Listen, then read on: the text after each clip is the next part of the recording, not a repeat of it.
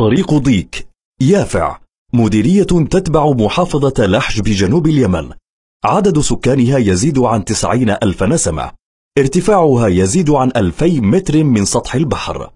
ويمثل هذا الارتفاع بتضاريسه الوعرة تحديا في التنقل، ومع ذلك فإنه يربطها بالعالم المحيط طريق واحد فقط. وباتت الحاجة ملحة لشق طريق جديد يمثل شريانا مهما جهة الغرب ومنفذا أساسيا في حال تعسر الطريق الأول لا قدر الله.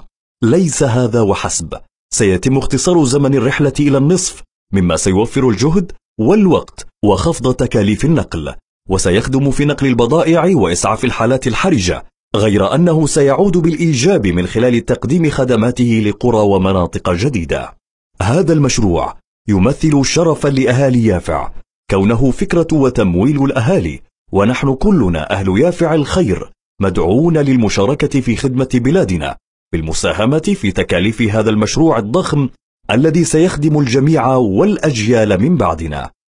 عن أبي هريرة رضي الله عنه أن رسول الله صلى الله عليه وسلم قال: بينما رجل يمشي بطريق وجد غصن شوك في الطريق فأخره، فشكر الله له فغفر له. متفق عليه. فكيف بمن ساهم في إنشاء الطريق ومهد الطريق وسهل لعباد الله منافعهم؟ للمساهمة عبر الحساب البنكي مؤسسة بن عوض النقيب للتجارة 22-160-1006. وتقبلوا تحيات معدي هذا العمل.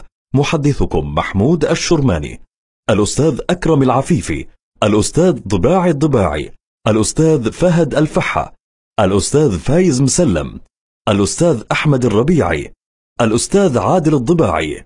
شكر خاص لجمعية بن عوض الخيرية ورجل الخير الشيخ عبد الله عوض النقيب على دعمهم لهذا المشروع خاصة ودعم المشاريع الخيرية عامة.